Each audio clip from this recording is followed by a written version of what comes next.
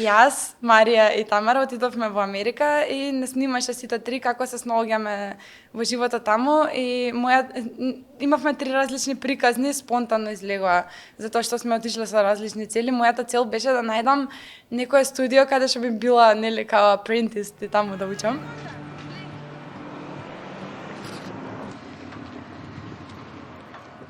The laws in the United States for tattooing are so off. Us Americans are very happy to sue people if you did something wrong. We've never had a guest artist in here, like in this particular shop before, because the last town we worked in didn't allow guest tattoo artists. And so the best thing to do is just give a call and just we have a desk person who'll answer the phone, and I can let her know that you're going to be calling her, and then she can actually set up a time with you for you to come on in if she's interested. I can't guarantee she will be, but it's better than nothing. Yeah. All right.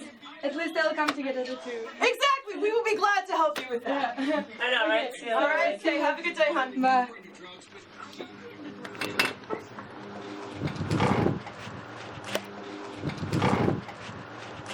Okay. It's something.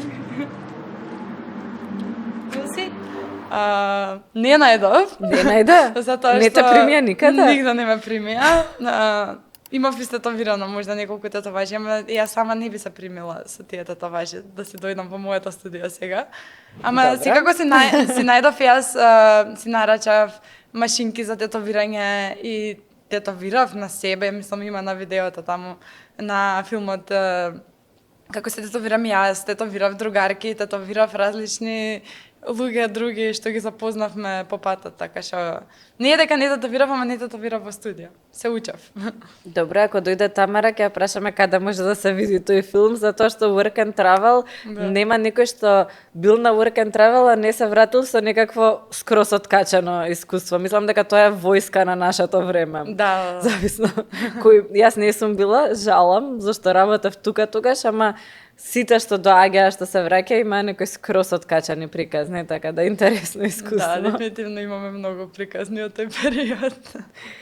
Како одлучуваш да го отвориш своето прво студио? Што се случуваше до отварање на студио?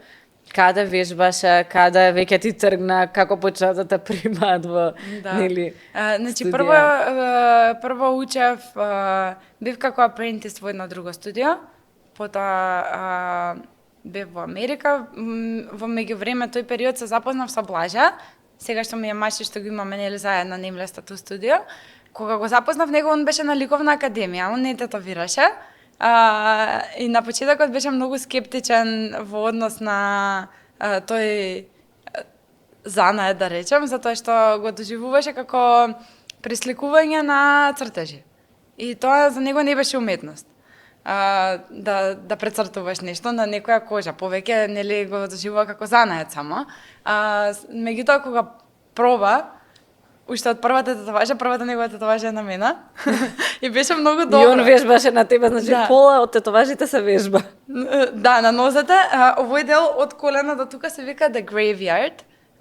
За тетовирачите, затоа што секогаш тука се пробуваат да се тетовираат себе си. Супер информација. Да. И он кога ја направи првата тетоважа беше многу добра. И он знаеше да тетовира од првата тетоважа и некако свати дека не е само прецртување, дека пак треба да ја знаеш теоријата на бој, на нанесување на светло и темно и дека не може секој да само да преслика. А самата уметност е во правењето на дизајните. Во секој случај се запознавме со него, он почна да тетовира. И многу брзо напредуваше затоа што јас од самиот почеток очекував некој да ми каже како се тетовира, да бидам апрентис и да седам во некој студио и некој да ми каже нешто. А он не чекаше никој да му каже, он отвори YouTube, мислам. Да. Гледаше различни видеа, следеше сцена, гледаше кои тату артисти него му се свиѓаат и што прават за да ги направат така тетоважите и некако многу брзо напредна со тетовирањето и ми даде мене еден нов аспект како да учам јас да тетовирам и да си го пронајдам својот стил и со него почнавме да одиме, најпрво бевме на Миконос, најдовме таму работа да тетовираме преку лето нели сезонски. И беше супер искуство затоа што правиш мали татуажи.